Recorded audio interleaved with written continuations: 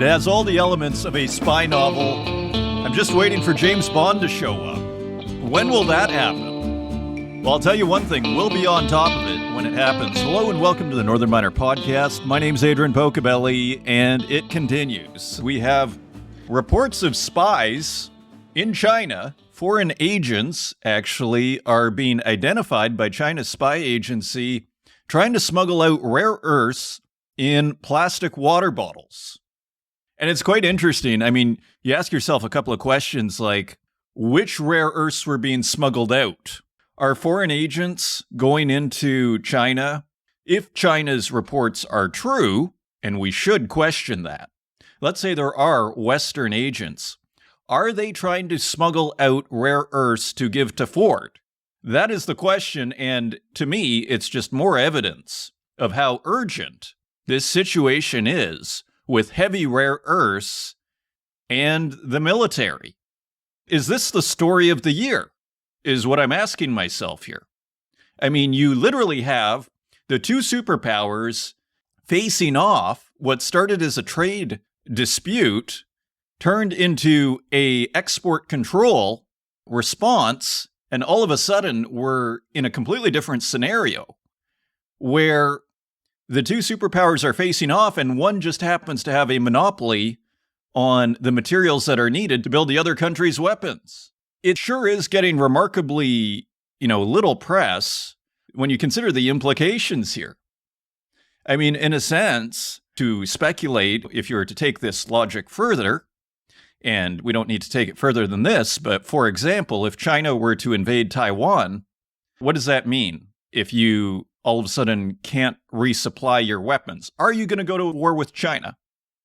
So let's leave that one there, and we will take a closer look at this story that is being reported by Bloomberg.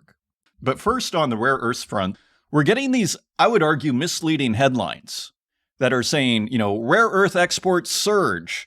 I saw one, I think it was CNBC, saying rare earths exports up 660%. This is month on month, but as we're going to see here, when you look year on year for the month of June, they're actually down 35%. So arguably, the noose hasn't completely come off here. The valve isn't completely released. In a sense, they are still being restricted. And one could argue down 30%, significantly so. It's not like the spigots have opened up here at 100% and life is back to normal. Looking at the headlines, you might think, wow, we're swimming in rare earths. So let's take a closer look. This is Reuters via mining.com. China's exports of rare earth magnets to the United States in June soared to more than 7 times their May level, marking a sharp recovery in the flow of critical minerals used in electric vehicles and wind turbines after a Sino-U.S. trade deal.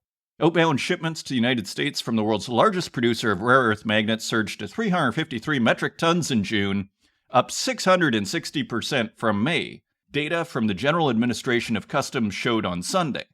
So if we look at the chart then, we see June has 353 metric tons that were exported. May was almost none at 46 metric tons. So that is where you're getting your 660% surge from. April was at 246, so less than June. Again, June was 353 metric tons. April was 246 that were exported to the United States. However, March, 584 tons were exported to the United States, perhaps on concerns of restrictions. February, 405 tons. January, 877 tons. And now we're getting headlines popping the champagne at 353 metric tons. And the article continues, this came after pacts reached in June to resolve issues around shipments of rare earth minerals and magnets to the United States.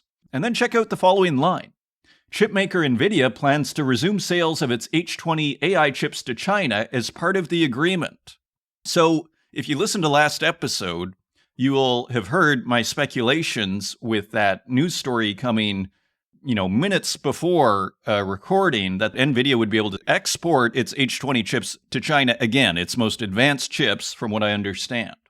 And here we seem to be getting, I'd say, a indirect confirmation. We have these two sentences kind of sandwiched together by Reuters. Chipmaker NVIDIA plans to resume sales of its H20 AI chips to China as part of the agreement. So it's kind of funny. I mean, it seems like that's what's going on here.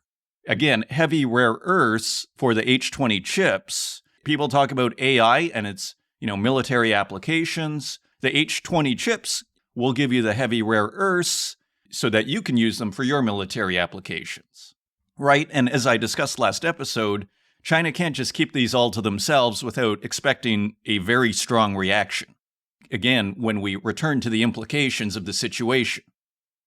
Right? So let's continue here. China, which provides more than 90% of the global supply of rare earth magnets, decided in early April to add several rare earth items to its export restriction list in retaliation for U.S. tariffs. The subsequent sharp fall in shipments in April and May due to lengthy time required to secure export licenses had upset the global supply chain, forcing some automakers outside China to halt partial production due to a rare earth shortage. I love Reuters, but an over-reliance on the focus on the auto industry. As some of these articles mention, Elon Musk, for Tesla's robotics, they had to stop production. So this isn't just about cars. This is robotics. This is the modern supply chain. You could argue to generalize everything that's modern requires these rare earths. And if you're trying to make extra modern things like you do in the military, you're probably going to need some heavy rare earths. Now, interestingly, at the third last line of the story, I would argue we get the real story here. In total, China exported 3,188 tons of rare earth permanent magnets globally last month, up 157% from 1,238 tons in May, although the June volume was still 38% lower than the corresponding month in 2024. So we're down 38%. The real headline here is exports have returned, but not at the same rate. And again, we keep using rare earths as a compound noun, a unified thing, when in fact, they are very different stories when we're talking about the heavy rare earths versus neodymium, the light rare earths.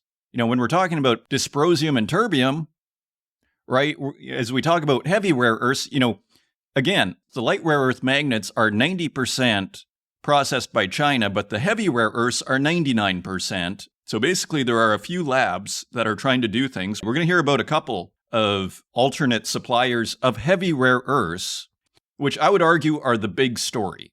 Neodymium magnets are important, but it's actually the heavy rare earths where the real magic happens, which get added to those neodymium, praseodymium magnets, and then they are strengthened, from what I understand. And again, China just has a monopoly on the heavy rare earths. That includes samarium, which is used on the tip of missiles, as the New York Times pointed out in an earlier episode.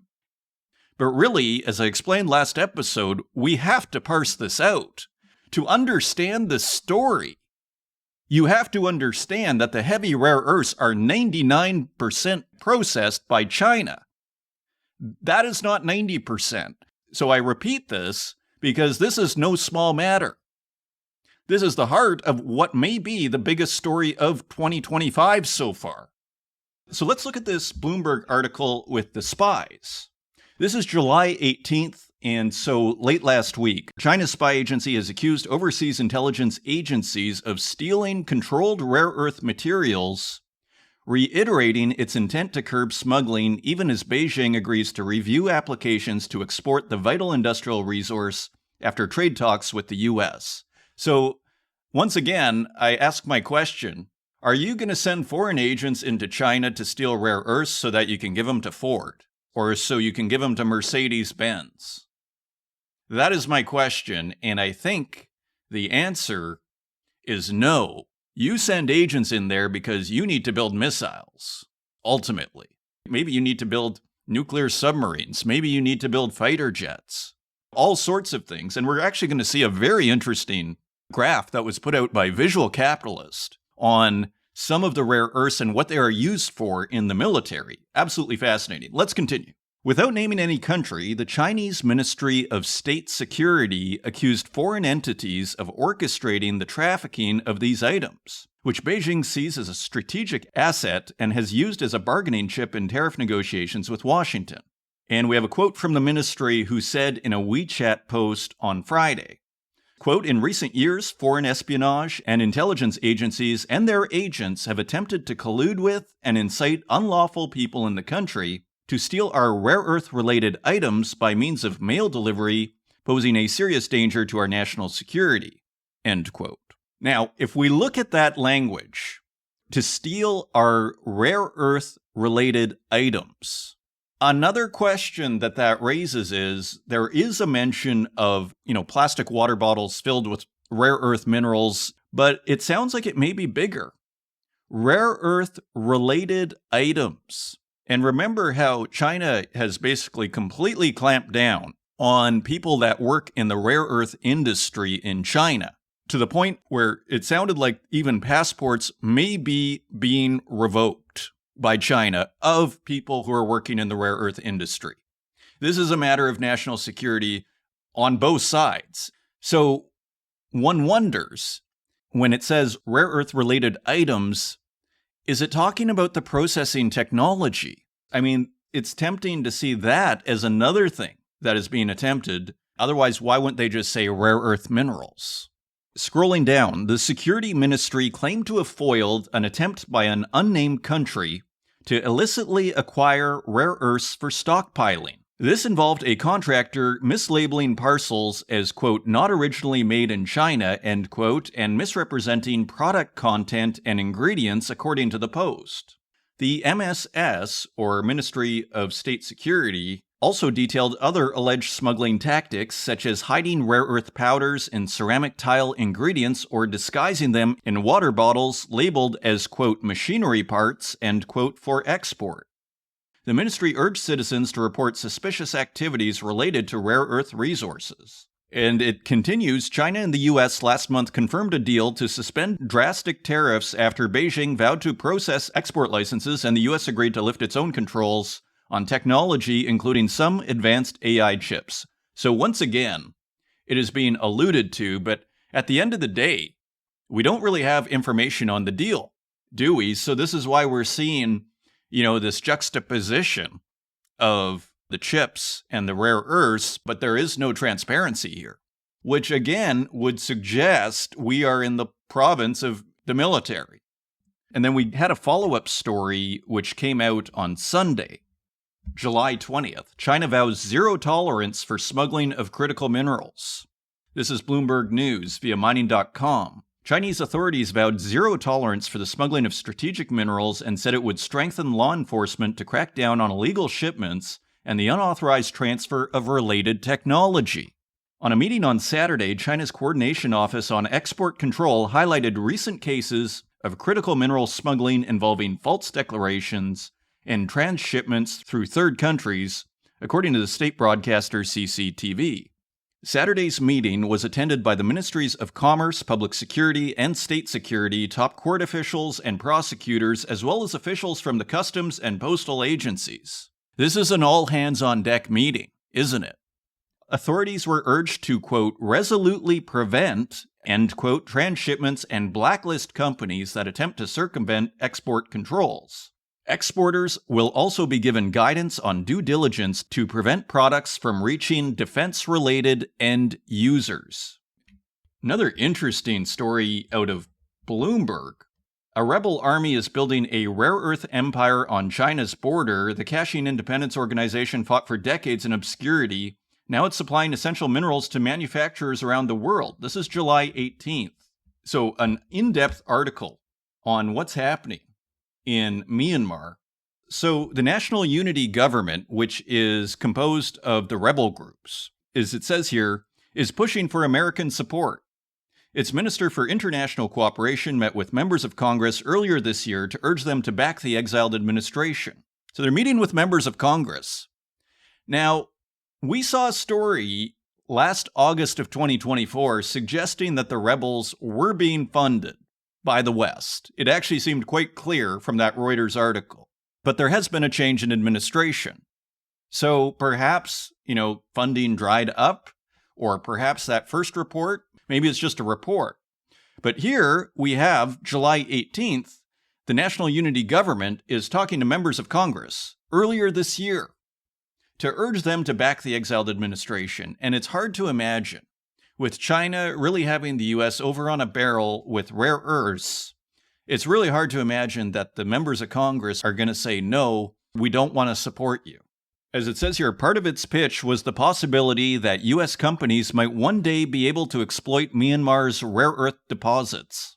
But that's a long-term prospect at best. For the time being, the material being mined under Kia control will continue going only one way to China, and from processing plants there into cars, wind turbines, and other products used around the world. So, continues to be interesting there. Now, bringing it back to the MP Materials investment, we got a couple of interesting stories from Bloomberg and the Financial Times. Here is the headline, Billionaire Turns Pentagon into Trump's Defense Investment Wing. Bloomberg News, July 17th, as it says here, the equity investment in MP Materials, the first in modern Pentagon history, was a priority for the Sboros Capital Management co-founder, Steve Feinberg, who took over as Deputy Secretary of Defense in March, according to people familiar with the efforts. The deal, which comes alongside $1 billion in financing from JP Morgan Chase and Goldman Sachs Group, is to be the first of several aimed at leveraging Pentagon support and Wall Street cash to jumpstart efforts to break China's lock on global supplies of rare earth minerals, the people said. Now, I'm kind of back to this other big question. Rare earths is the issue of the moment, but if anything we're hearing about the copper market is true, and we see copper at record prices here, is copper next? Is nickel next? Is silver next? Are all the metals next? We have to ask ourselves. And what does this mean? We're seeing a revolution in the mining industry potentially here. And who's to say if it's good or bad? But we could be seeing the dawn of a new era of what I guess we could call public-private partnerships. It's maybe the most neutral way of putting it. And here we have this article from the Financial Times. Pentagon's China-style rare earths deal triggers industry backlash. Executives and officials criticize U.S. government deal to buy into country's only producing rare earths company. This is by Camilla Hodgson and Leslie Hook and Steph Chavez in London and Steph Chavez in Washington. And just briefly, mining executives and former officials have voiced concerns about the highly unusual U.S. government deal to buy into the country's only producing rare earths company, warning the arrangement echoed state interventions more typical of China. Now, I'm not sure that's going to worry the administration or the Pentagon because the whole point, is to basically have a situation that's more like China's, where we have a bunch of rare earth processing and that we don't need to be dependent on. And scrolling down, David Abraham, an affiliate professor at Boise State University and former White House official, said the MP deal had several peculiarities, particularly how the U.S. government had overnight become the dominant influence in the market for the rare earth neodymium praseodymium, or I guess rare earths. The price floor for NdPr, which is used in magnets, has been set at $110 a kilogram, almost double the current market price of about $60. The guarantee covers all the NdPr that MP would produce over 10 years. Quote, they're going to be stockpiling so much material, end quote, Abraham said of the U.S. government, adding the NdPr market was small. Quote, the price floor is the level of intervention you'd normally see in China, end quote, said Gracelyn Bhaskaran, director of the Critical Minerals Security Program at the Center for Strategic and International Studies think tank.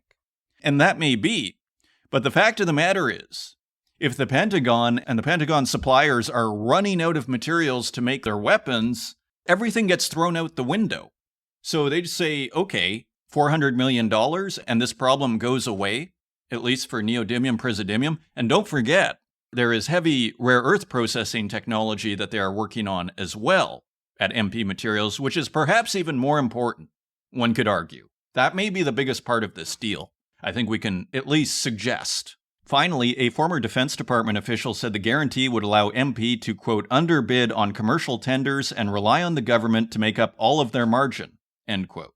So there are concerns that this is going to distort the market, but it's just a matter of priority. You may be all for a free market, but if the Pentagon can't get what the Pentagon needs, and the problem is solved for $400 million, it's a pretty easy decision.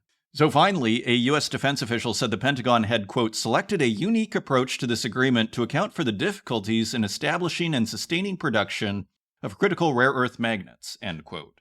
The deal would ensure, quote, access to critical defense capabilities while also sharing the risk inherent in a commercially dominated market space, end quote. So again, one has to consider the implications of being able to strangle your opponent effortlessly. That simply becomes a higher priority than the, so-called free market. Now, Visual Capitalist put out a fascinating diagram, how rare earths power U.S. defense. And it showed a F-35 fighter jet. It uses neodymium, praseodymium, samarium, dysprosium, terbium, europium, and yttrium, 418 kilograms. And you see a destroyer, a Dog 51 destroyer, uses 2,600 kilograms. And the same rare earths as the fighter jet, as well as lanthanum. And a Virginia-class submarine uses 4,600 kilograms of rare earths. And all include samarium, yttrium, terbium, dysprosium, as well as neodymium and praseodymium. So, again, a fighter jet uses 418 kilograms, a submarine uses 4,600 kilograms of rare earths. Another headline, Energy Fuels surges to 3-year high as it begins heavy rare earth production. This is by a staff writer at mining.com. As it says, the company recently confirmed that the White Mesa facility has the capability to produce heavy rare earths, namely dysprosium, terbium, and samarium, which are less common and are key to high-performance technologies such as military applications. Successful production would make it the first U.S. supplier of heavy rare earths that processes mined ores at a commercial facility. But it is still small. Scrolling down, the company plans to feed the residuals generated from the dysprosium production to its terbium circuit starting in October and expects to have produced 1 kilogram of terbium on a pilot scale by the end of November. So basically, this has yet to be scaled up. They're planning for 1 kilogram by the end of November. So that's of terbium. So you see how tricky this is. This is why people say it's going to take years.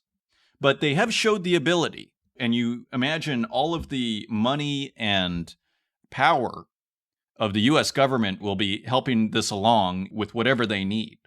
Another headline, Mandalay Resources Stanford University partner on AI-powered rare earth research and is aimed to help secure a sustainable supply chain for heavy rare earth elements. So it's all about the heavy rare earths, as far as I'm concerned here.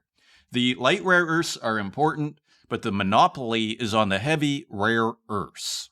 So the fact that they're focusing on that suggests to me that this is the goal. Another headline, Japan, EU to explore joint rare earths procurement. Nikkei reports, and that's a report from Reuters on mining.com. Japan and the European Union will consider joint public-private partnerships as they look to reduce their reliance on China in areas such as the procurement of rare earths, the Nikkei newspaper reported on Thursday.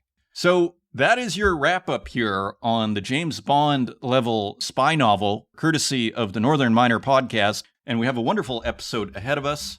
We have a big discussion with Grant Sboros, CEO of Eurosun Mining, on what it is like to mine in Europe, how the landscape has changed, what is happening there on the ground in Romania, and what it is like to be running a mining company in Europe in 2025. Fascinating interview with Grant Sboros as our feature interview. And coming up in our spotlight interview, we have Fraser Boucher, President and CEO of Mandalay Resources, who talks about the company's upcoming merger with Alkane Resources out of Australia and everything that is involved. If you want to find us online, you can find us at northernminer.com. You can find us on X at Northern Miner.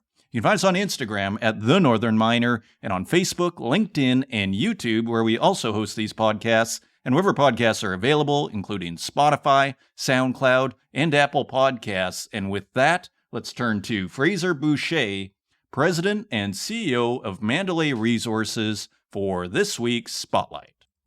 Joining us today, I'm very pleased to welcome to the Northern Miner podcast, Fraser Boucher, President and CEO of Mandalay Resources.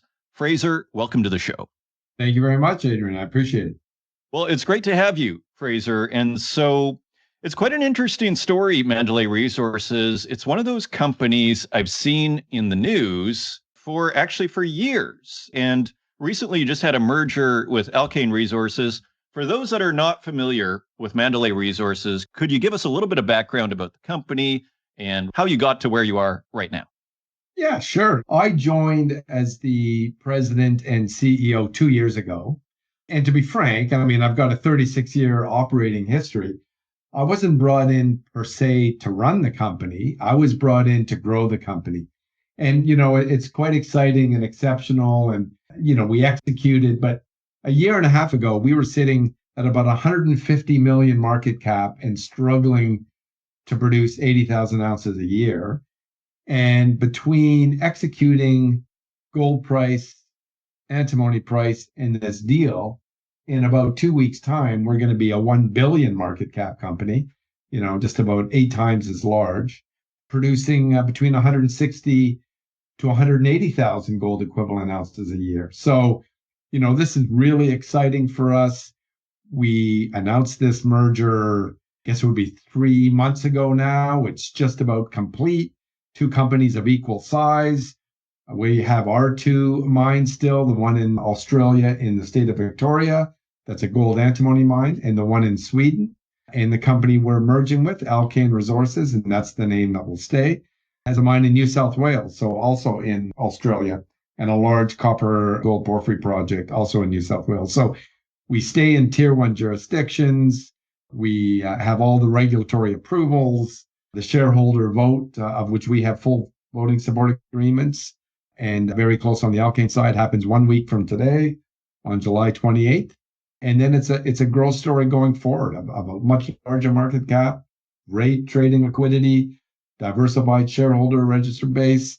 We'll now be index listed on the JDXJ and the ASX 300. We see a significant re-rate coming. Dual listed still, ASX and TSX. And the Mandalay shares will just turn into Alkane shares at the agreed ratio of 7.875. So still dual listed, lots of excitement, lots of inbounds, a lot of index funds will come in. And, we're convinced there'll be a significant re-rate in the very short term coming up, as well as over the next year or so. Okay, excellent. Well, it sounds like an exciting time. And so the company will remain then with Alkane Resources at the end of the day. So if people are looking for it later or in a few weeks, when do you expect this merger to be, official? By the way, there's nothing stopping anyone from buying Mandalay shares. We have them all. They automatically just get converted into Alkane shares. But we got Swedish approval about a month ago, Swedish Foreign Investment Review approval, Australian Foreign Investment Review approval, interim court hearing. We expect it to close about a week after the vote, which is all that's left. So July 28th is the vote. We would think that transaction should close by August the 5th, August the 7th latest, and the Alkane shares will start to trade at the agreed ratio. There might be a 1 day gap in between that, but they should trade pretty soon afterwards also on the TSX. They currently trade on the ASX. So until then, people can still buy Mandalay Resources. So tell us about the flagship projects then. I see the Björkdal, Sweden gold mine and the Custerfield, Australia gold antimony mine. Are these the flagships? Is one more important than the other? Are there others? Tell us about the big projects you're working on. Yes. So, Mandalay has always had the two producing operations. Björkdal, which is right next door to Boliden's operations, about an hour flight north of Stockholm. That's usually a 40 to 50,000 ounce a year gold producer. And some pretty exciting growth opportunities there, 10-year mine life. In Australia, we have the Custerfield mine, correct. It is a gold antimony mine. And, that's been operating off and on for over 150 years. Mandalay bought that 15 years ago. And that is actually about a 50 to 55,000 ounce a year equivalent producer. In fact, a note of interest, we produce antimony there as well. Antimony is one of the top 14 strategic minerals as identified by the Critical Minerals Institute. We are the largest producer of antimony in the Western world. And that's partly because Tajikistan, Russia, and China have 88% of all the antimony produced. So When that antimony price quadrupled in the last year and a half, that certainly gave us a lot of attention and extra revenue as well. So those are our two flagship operations.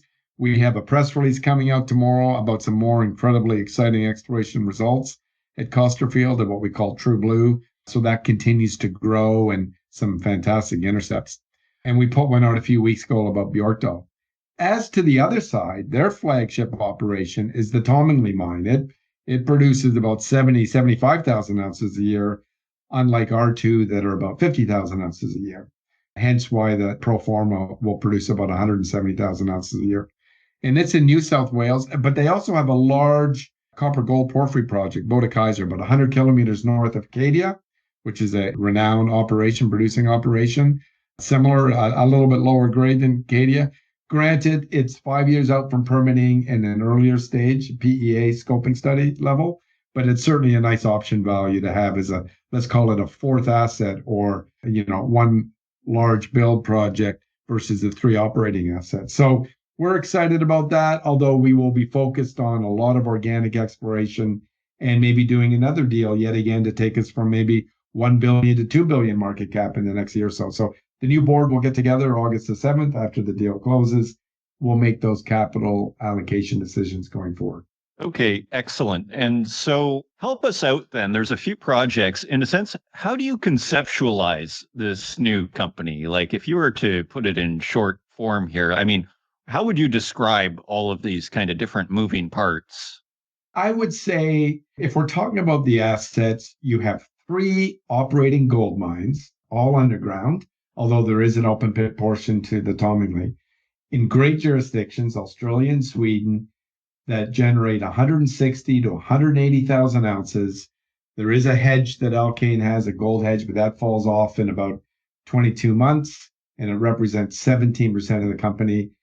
But once that's gone, you are generating about 150 million US free cash flow a year from let's call it a 600-700 million market cap company. So those are great cash flow multiples. We will most certainly, the new board will support increased exploration, organic exploration going forward. That's been a pillar of success at both Bjorkdal and Costerfield, and I know Tomingley feel the same way. So that's how we see this company continuing to grow and generating cash flow. We will have about 100 million US in cash when the deal comes together with the debt wiped out, if that's what we choose to do, a debt that comes from Alkane of about 35-40 million Australian. So it's a pretty pristine balance sheet, generating cash, organic exploration, adding mine life, and then looking for the next, let's call it, combination of equals that we can do it, or asset purchases, producing assets, or maybe a simple build going forward. This is a profitable situation then here, to state the obvious. Look, it's very profitable. We're fortunate. I mean, what changes the story for us, we're not in that world of hurt that some of the juniors are in that don't even have an operation yet or trying to build and raise capital and ensure they don't have capital blowout. So it's nice that we don't have that, part of the equation to deal with, but we're still considered small in the bigger scale, even though we've, like I say, grown from 100, 200 million market cap to what will soon be a billion Australian, let's say, or, 600-700 million US. But it's a great position to be in that we're diversified. We have 3 operating assets. We have improved capital market positioning. We'll be eligible on the JDXJ on a rebalance, but also the ASX 300. So you get more uplift from that. You've got a diversified shareholder base, fantastic growth platform, net cash positive, significantly generating more cash, and a pretty strong board. I mean, I'll be moving on to the board of directors. Our current chair will be on the board of directors. Andy Quinn, who is on the board of Barrick and has been Randgold board for quite a while, has resigned from there to come and become our independent chair. He's very excited to be part of a growth story. And Alkane's chair is on the board. So, you've got a lot of, capital markets and technical strong board members that balance from both companies coming together. This merged leadership will focus on both delivering the re-rate that we see and driving future growth. Okay, it sounds all very excellent from over here. In terms of the roadmap, then, where do you see things going in the next, 6 months? How do you see this playing out? And I want to be clear, we have an aligned vision. The future directors have met separately and together on occasion. But until the new board comes together in about 2 weeks' time, I want to be careful. I'm not speaking on behalf of the full board. But generally speaking, we see the roadmap being allocating capital, a potential expansion at Tomingley, probably ramping up exploration spend, and then looking for the next deal that takes us even to the next level, preferably tier one jurisdictions still, so that we can even further increase capital market positioning. So my guess is that will be firmed up and shared with the market in the next few months, next 2 to 3 months, and you'll see dividends paying off from that. I don't mean literal dividends. I mean the returns on those decisions within the next 12 to 18 months. What is it that you want investors to know then? What do you want them to take away from this conversation? Two things. One, there's actually a pretty unique, impressive short-term opportunity here because the transaction hasn't gone through yet. Once the vote goes through on Monday, and a lot of those index funds are restricted from coming in, and we expect between $30 to $50 million of increased buying, but they can't do that until the rebalance happens in September. So with the share price having settled a little bit, about 5 or 10%, there's a great short-term opportunity where we're pretty convinced within 2 months or so, if not sooner, after the September re-rate, that share price will re-rate anywhere from 30 to 50%. However, there's also a long-term play here where we're convinced. Mandalay took their share price from $1.50 to about $5, and we're convinced we can do the same thing on the same principle going forward with the combined entity. Alkane's managing director will lead on the executive side. He'll be supported by us as a strong board with the same vision and approach that we took to growth, both exploration and M&A, that we did at Mandalay. We plan to use that going forward. So we think there's a great long-term growth opportunity here as well. Fraser Boucher, President and CEO of Mandalay Resources. Thank you for joining us. Thanks a lot for having me. I appreciate it, Adrian. And thank you once again to Mandalay Resources for sponsoring this week's episode of the Northern Miner Podcast. If you want to learn more, you can go to mandalayresources.com. And turning to the website, a ton of stories to get through. BHP says Australian green iron too costly despite joint China deal. This is Reuters via mining.com. Major miner BHP said it is too costly for Australia to build a quote-unquote green iron industry, even after the country and China agreed this week to jointly work to decarbonize the steel supply chain responsible for nearly a tenth of global emissions. Sounds like it would really move the needle, though, doesn't it, in terms of emissions? BHP Australia chief Geraldine Slattery, who attended a session on green steel in China this week alongside Prime Minister Anthony Albanese, Australian miners and Chinese steelmakers said that costs to produce the low-carbon steel product, quote, simply do not stack up, end quote. Now, if it produces a tenth of global emissions, it is worth trying to do something, though. Slattery continued in a LinkedIn post late on Tuesday, quote, even with generous policy support, the cost of production in Australia would be double that of the Middle East and China, and customers many thousands of kilometers away, end quote. Slattery and leaders for other major iron ore miners, including Fortescue Metals Group, accompanied Australian Prime Minister Anthony Albanese to China this week, where he said the two countries should cooperate more closely on decarbonization. If it produces 10% of global emissions, the steel supply chain, surely it is worth examining.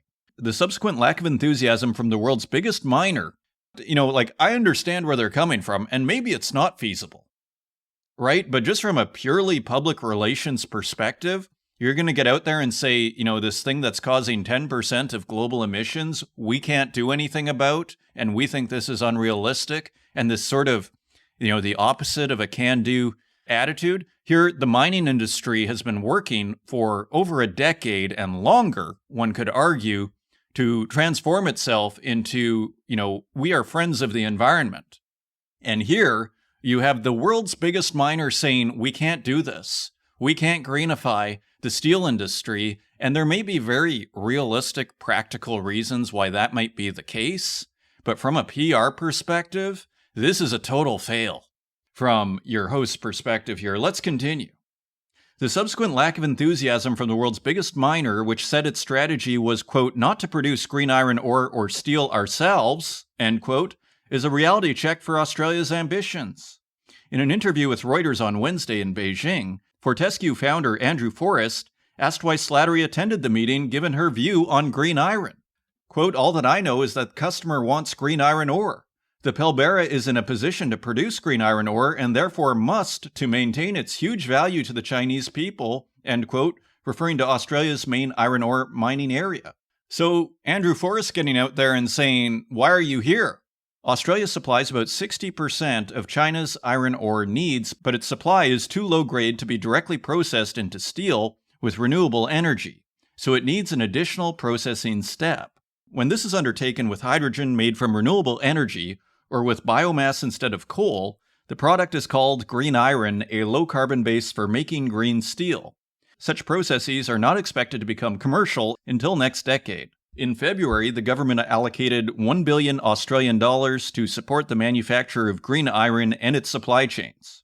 BHP, Rio Tinto, and BlueScope Steel agreed in December to work on developing a pilot plant to produce low-carbon iron using renewable power and direct reduced iron technology in an electric smelting furnace, with a potential start date of 2028. Fortescue also has a green iron project underway and is set to produce green iron from a pilot plant this year. So, quite a different take from Fortescue compared to BHP. I have to say, this is quite a change in narrative from the biggest mining company. This is a huge deal that BHP is coming out and saying this. I would actually go so far as to say it's undermining basically 15 years of work of trying to, say that the mining industry is actually the friend of the environment. We are here to decarbonize and to help contribute to the green transition. And here you have BHP saying, that's not possible, we can't do this, too much money, we've got to focus on profits. And, say what we will about whether emissions affect the environment, the reality is most people think it does. And so from a purely PR perspective, this is terrible PR for the mining industry. Continuing on, Alcoa CEO says Trump tariffs force a pause for Canada's growth projects. Alcoa, the storied U.S. metals producer, is feeling the pinch of President Donald Trump's tariffs and has been forced to pause work on all its growth projects underway in Canada. If the levies stay in place, Chief Executive Officer Bill Opplinger warns that the American manufacturer may need to turn to the Canadian government for help. For now, Opplinger said he's waiting until August 1st, the negotiating deadline for a new economic and security deal between Canada and the United States, to decide whether Alcoa will push for assistance from the Canadian government, financial or otherwise, to support the aluminum operations the company has in Quebec. Quote, the profitability of Quebec is severely impacted, Opplinger said in a Friday interview. Quote, the longer this goes, the more damage it will do to the competitiveness of the Quebec assets, and the Canadian government understands that, end quote.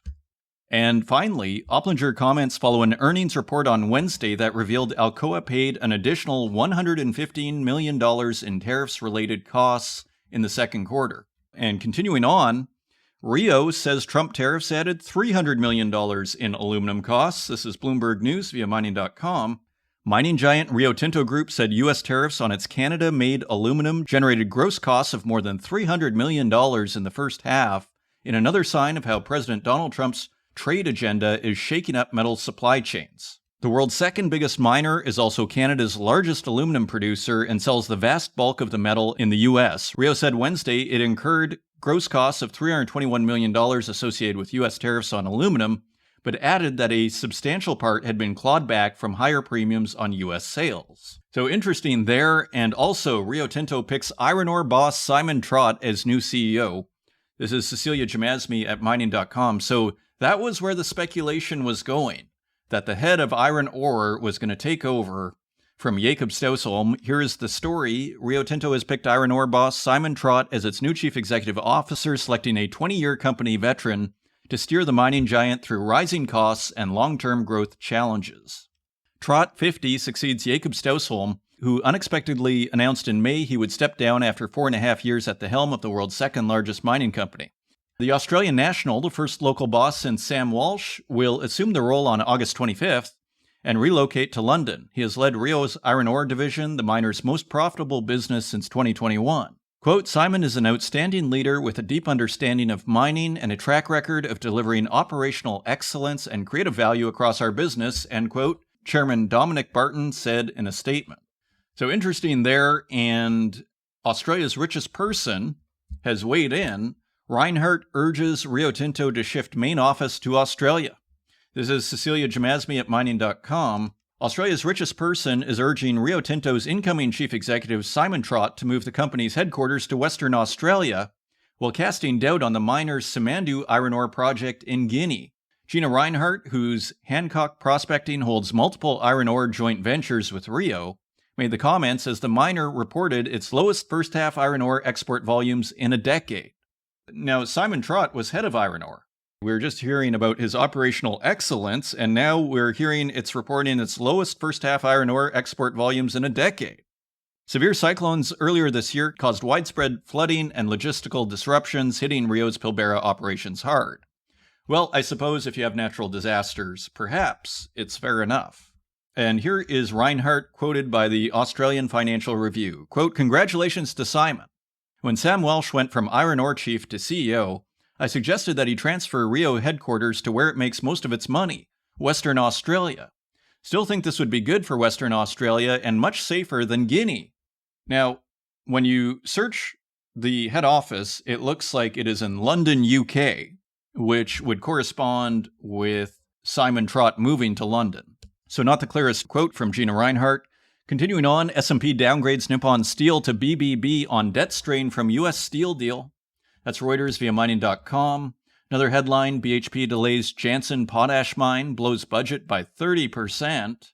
That's Cecilia Jamasmie at mining.com.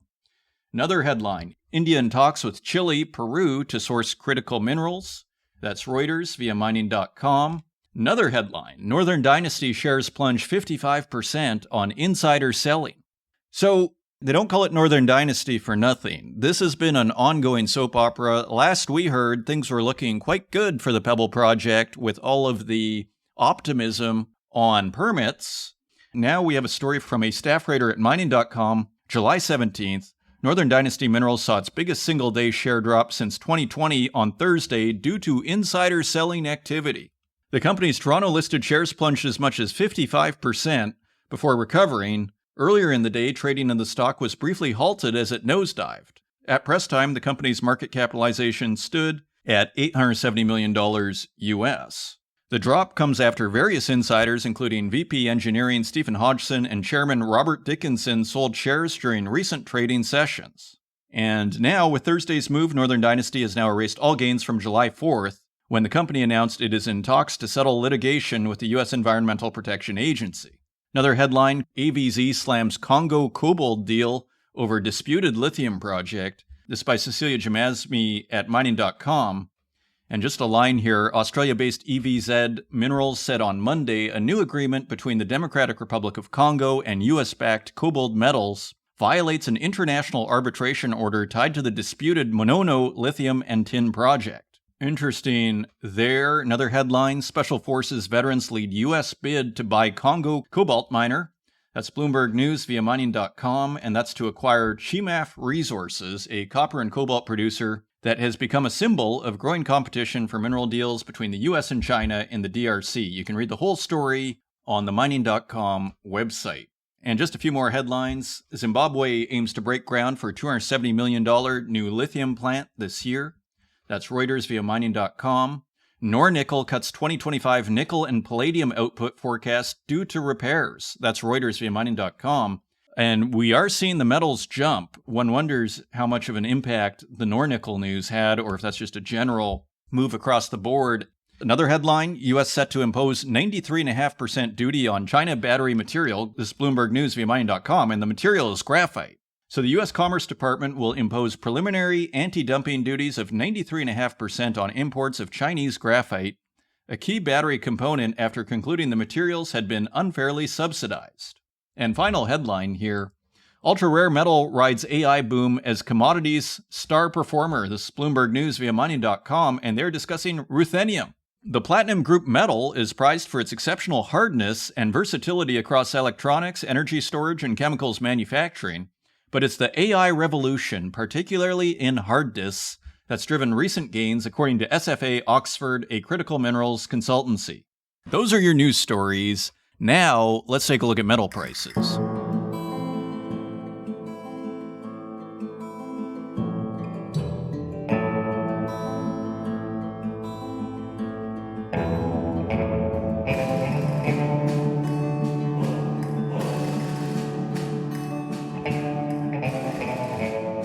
And turning to metal prices, let's take a quick look at the bond market for context. The U.S. 10-year bond is yielding 4.38%. That is down 0.04% on the week. The UK 10-year gilt is yielding 4.6%. That is up 0.02% on the week. The Italy 10-year bond is yielding 3.49%. That is down 0.09% on the week.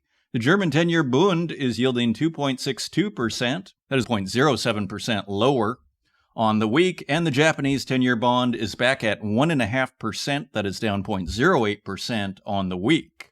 Turning to precious metals, gold is trading at $3,399.10 per ounce. That is $32 higher on the week. Silver is trading at $39.13 per ounce. That is 68 cents higher than last week. Platinum is trading at $1,472.40 per ounce. That is $75 higher than last week. And palladium is trading at $1,308.50 per ounce.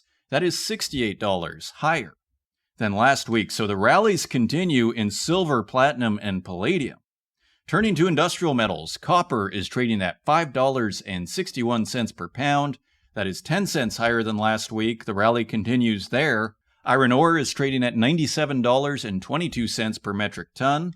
That is 51 cents higher than last week. Aluminum is trading at $1.20 per pound. That is 2 cents higher than last week. Lead is unchanged at 91 cents per pound. Nickel is back above $7, perhaps on that Nornickel headline at $7.03 per pound. That is 19 cents higher than last week. Tin is trading at $15.17 per pound. That is 9 cents lower than last week. Cobalt is unchanged at $15.12 per pound. And lithium continues to show signs of a bottom, trading now at $9.48 per kilogram. That is 46 cents higher than last week. Uranium is trading at $71 even. That is 75 cents lower than last week. And zinc is higher at $1.29 per pound. That is 5 cents higher than last week. Zooming out, the metals seem to have a wind in their sails, especially silver, platinum, palladium, copper, nickel, and even lithium. So very interesting developments in the metals market, again, catching a bid, and those are your metal prices. Coming up, I'm very pleased to welcome Grant Sboros, CEO of Eurosun Mining, to this week's Northern Miner podcast. We discuss what it is like to mine in Europe in 2025, what are the challenges, what are the opportunities, where are things at? It is a fascinating, informative discussion. I hope you enjoy it, and I will see you on the other side.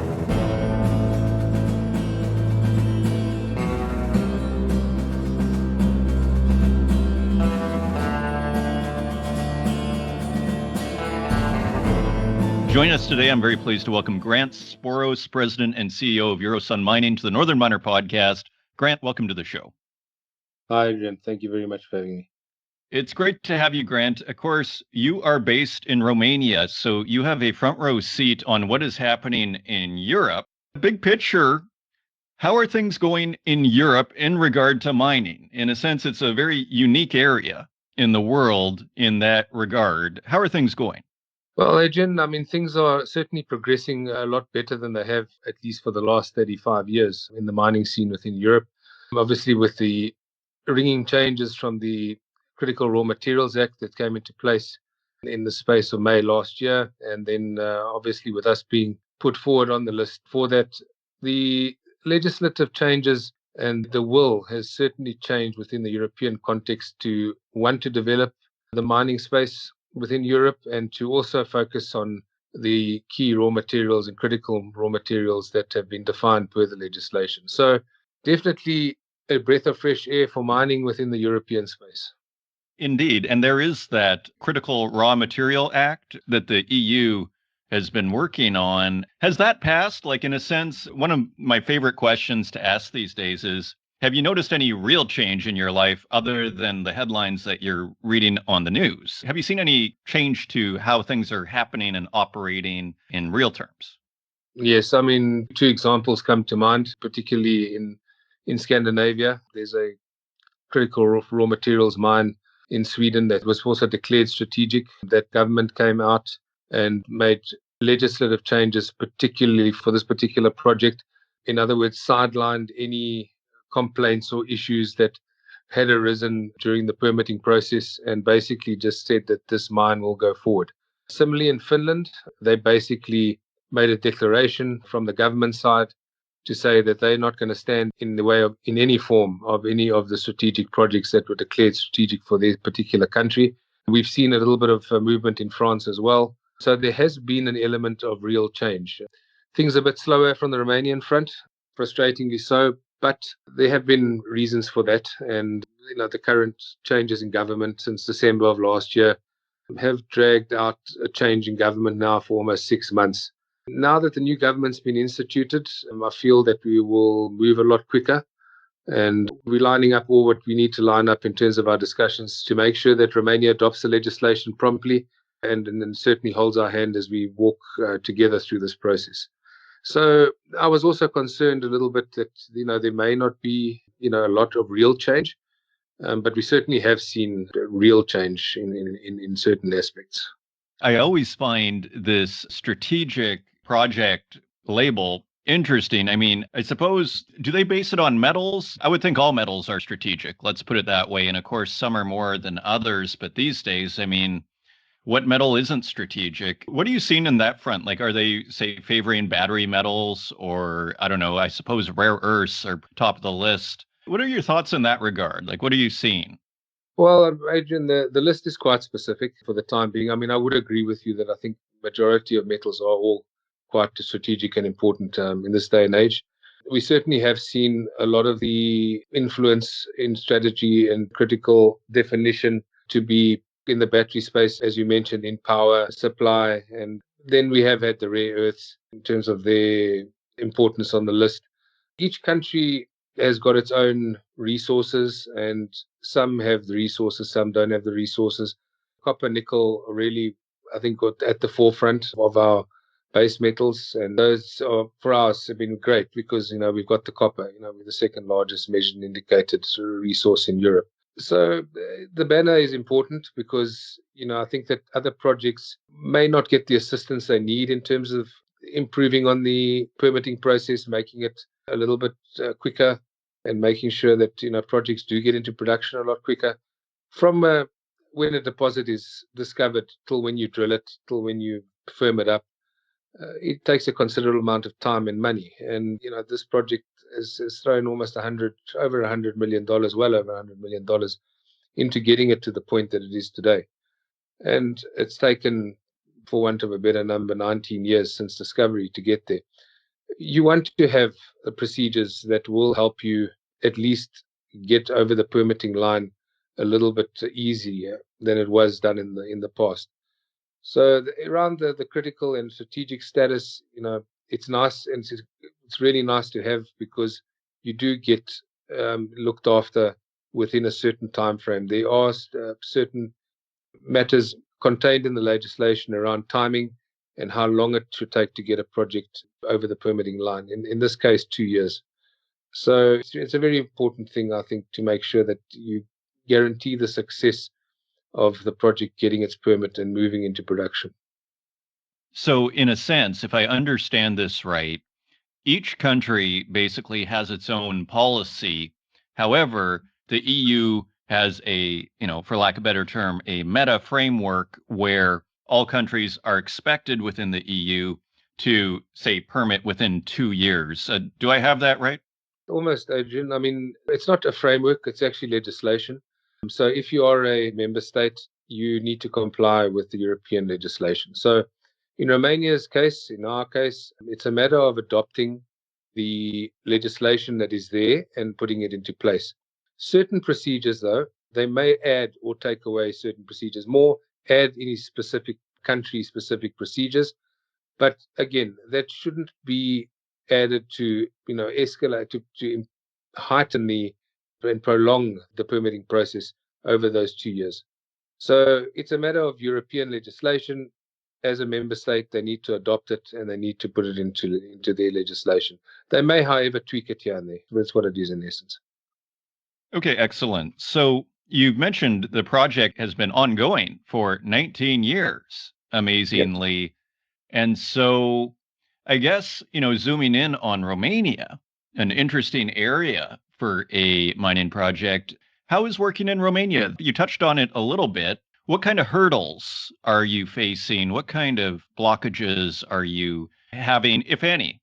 We'll take a step backwards and look at how we moved through this process prior to getting our strategic status and what it was like then, maybe versus what it is like now.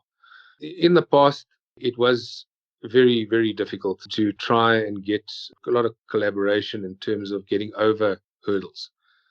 It was slow, it was hard to get progress, and very frustrating from that aspect. We've done everything by the book. We make sure that we cross our T's and dot our I's. And just sometimes we get caught up in a little bit of a bureaucratic process. And that's how it was, I would say, up until, March of this year. Post that now, we've seen a lot more movement from the government in terms of engagement.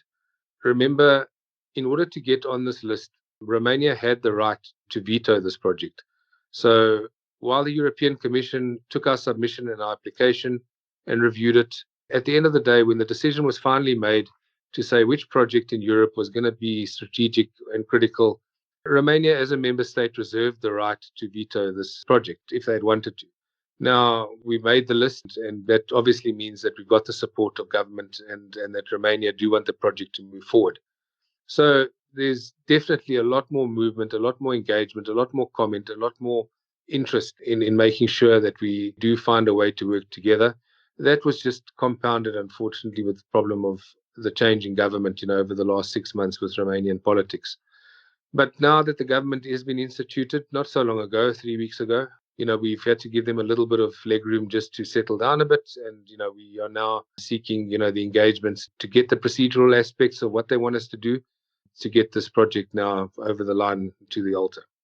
It's very interesting in a sense, Europe from the community point of view. Like we see the Yadar project in, I believe it's Serbia, Rio Tinto's lithium project, and all of the problems they've had here. Like it shows like this isn't just an issue in South America, like this is right in Europe.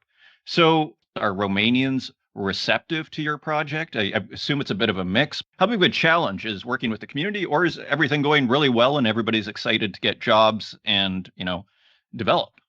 If we put it in percentage terms, I mean, if we look at the local community that we affect directly as a result of our project, in a historically mined area, so they're no strangers to mining. The last mines that were here shut down, mid 2005, 2006, and the job market dried up, and the community's really poor. Percentage terms, as I alluded to just before, we got about 90% of support of the community in this area. They really want to see the area come back up and running. They need the money. I mean, Romania itself is in a massive budget deficit that they need to claw themselves out of. And the community aspect is something that we've always concentrated on. You're always something that has been a primary focus. I mean, I've been in mining a while, and we know what it's like to have to make sure we assist communities in upliftment and make sure we contribute not only the jobs, I mean, but it's creating environments around the towns. People would like to return to work and live their lives there safely and free from any environmental risk. So from that aspect, I think we've done a lot of work and have to continue to do a lot of work with the community. We don't see any protests at all in our local community. The NGOs are around, and that's just part and parcel of mining.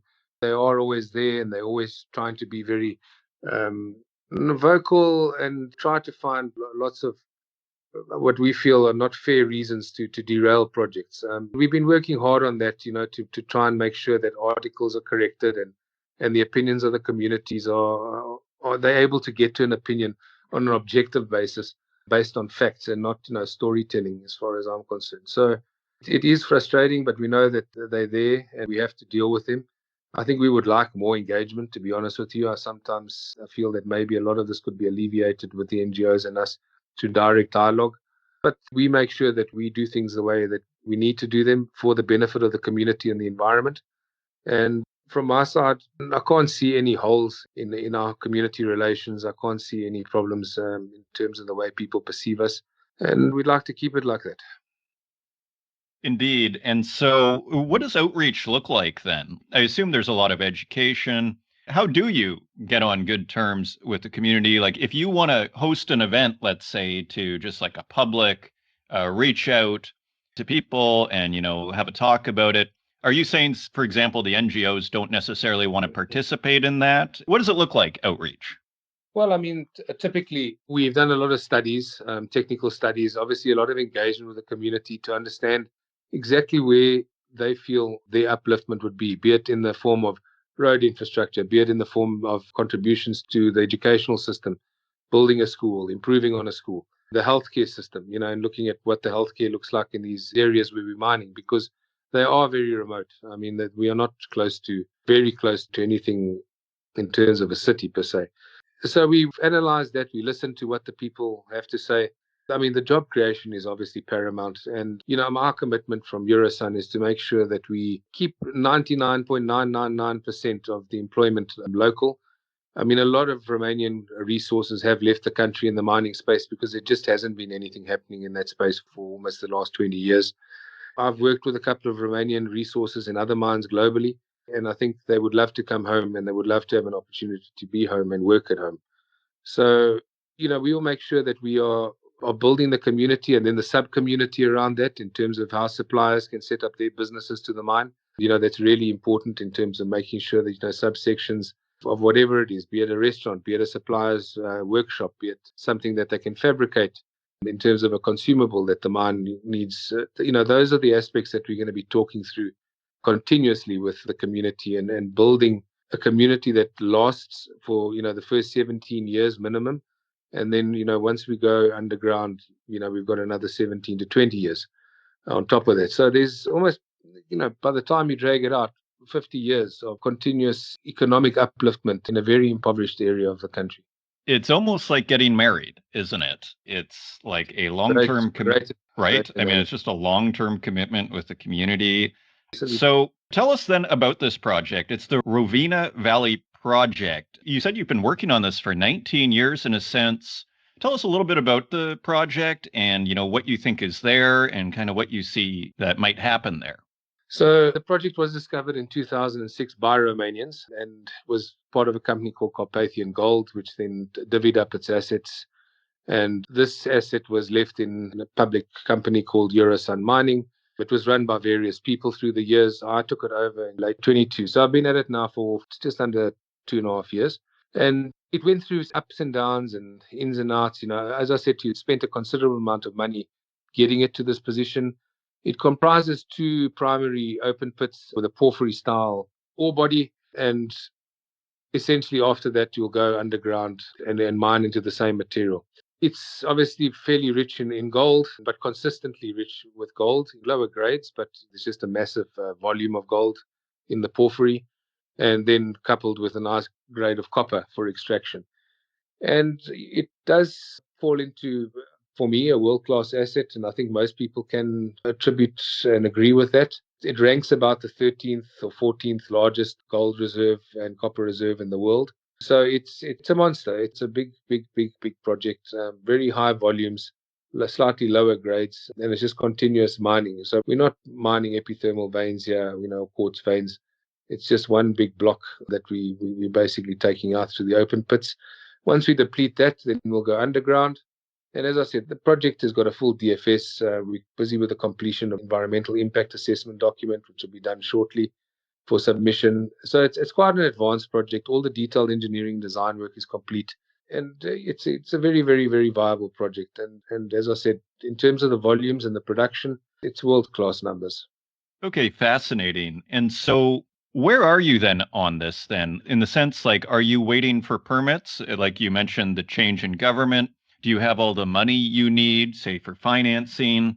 Are you still drilling it, or do you feel like you've drilled enough? In a sense, where are you on this project? In terms of permits, we have a mining license. Okay, so we have an official mining license that's valid for 25 years. We are waiting for a permit. What is that permit? It's a local permit that basically is an urbanization planning certificate along with the EIA submission, the environmental impact assessment submission, gives you what they call the permit to construct the mine. So that coupled with the current mining license that we have allows us to construct the mine. Okay, so we are now busy going through that procedure of submitting our environmental impact assessment, which we feel will be what will be required to get this last permit. Then, in terms of the financing, well, I mean, this was a big hole for us, and we've just recently been able to fill it. I mean, we closed the deal with Trafigura for $200 million worth of offtake financing. They will then help me and assist me to raise another $200 million in debt through ECAs, which we've started that process. And I don't think it's going to be a very difficult process. It's just, going through paperwork and looking at various offers from the various financial lenders. So that was very important for us because up until that point of closing this deal, which only happened about 2 weeks ago, we managed to get that over the line. And Trafigura is obviously Trafigura. I mean, they're well known and they're one of the biggest companies in the world. And, along with one other company, the largest commodity traders in the world. So we managed to fill that gap, which was very important. And personally, I'm very grateful because it was a real struggle, over the last 2 years in terms of raising money in markets that were very, very tough in the junior mining space. In a sense, this investment from Trafigura was a complete, to use a cliche, that was a complete game changer for you. Well, from the financing aspect, I mean, we got a lot of investors were shy because, the project obviously requires money to build it. And, we've been able to get it into a position now where we know that we've got money to build it. So what we've got to do is just get this last permit and then we can start getting this thing built. You want to develop this thing, right? Like you're not looking to sell this off to the next highest bidder, right? No, look, I mean, I think, Adrian, if we were to receive a ridiculously good offer that, that the shareholders, it's not my decision in isolation. We have got shareholders and, it would be up to them. It's difficult to say, but I mean, only for something that was really, really lucrative, I think, for the shareholders that we would consider doing that. Otherwise, the full intention is to get it into production and build it. There's no doubt about that. We've got the partners to do it. We've got the resources. We've got people in country that, can deliver a project like this. That certainly was always the plan from the beginning, and not to just, take it and flip it. But if there's something that came in and I'd have to present it to shareholders, it's very difficult to say what an outcome would be of that. So the full intention is to move forward. I know you asked me a bit earlier as well whether we still need to drill. We don't need to drill anything here. Everything is done and dusted. There is no more drilling requirements. There's nothing left to do on that front. What's left is this permit, this last domestic or local permit, and then to get this thing built. Okay, so it's pretty straightforward from here. As you say, get a permit and build this thing. And you hope to do that, I assume. Now you have this legislation where it's like, I assume that has to happen within the next couple of years. Well, I mean, hopefully not waiting for a couple of years. I mean, ideally, we'd like the Romanian authorities to take this European legislation and adopt it and put it into place ASAP, well, in terms of, the next couple of months at the latest. And then for us to, be able to submit the EIA as quickly as possible and then get this final permit. So we do need the Romanian authorities to basically adopt the legislation and get it going. They haven't been able to do that as of yet. But as I've said, I think, it's unfair to punish them for it. I think, politically, there was a lot of changes from the Romanian front. And, we have to respect that and let them settle down a bit. And we'll get that done and then we're for away. Okay, excellent. And just in terms of the processing side of it, I assume there's some sort of thinking that has been done there on, okay, once you mine this ore, what are you going to do with it? What is the plan there? So it's a pretty straightforward process in terms of processing facility. It's a flotation circuit. We will be primary crushing and then feeding it into the mills, and then we will be extracting and then formulating a concentrate without cyanide, I might add. So it's just really a simple flotation circuit. We'll be producing a concentrate. That concentrate has already been lab tested, so we know what the specs are. That's why you have a company like Trafigura stepping in, because they ultimately would like the concentrate to trade it. And that will go, we'd like to keep it in the European space, because, I mean, this is what Europe would like, is to have, they would like to have metals that they can use within Europe.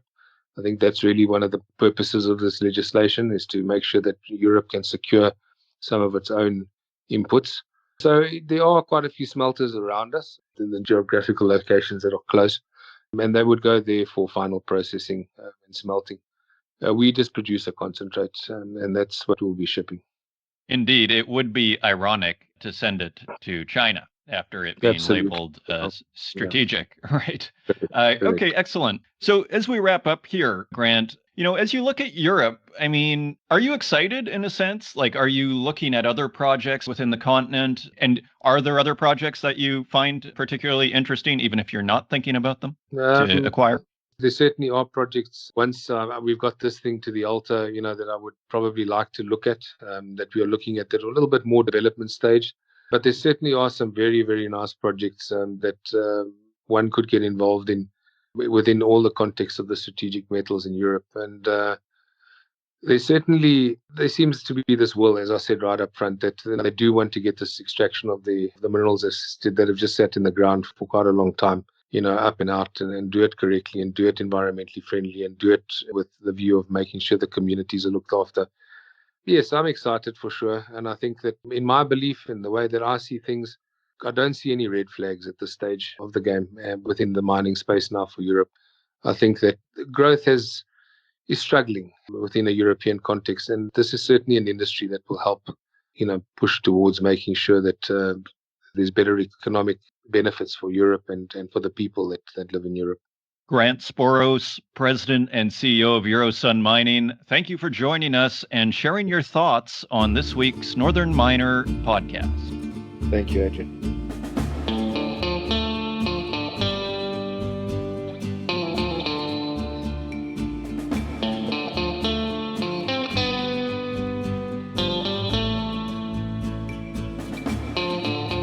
Thank you once again to Mandalay Resources for sponsoring this week's episode of the Northern Miner podcast. If you want to learn more, visit mandalayresources.com. And thank you to Grant Sboros for being this week's featured guest. And also thank you, dear listener, for continuing to support this program. If you want to help out the podcast, please leave us a review in the Apple Podcast directory, share it with your friends, and until next week, take care.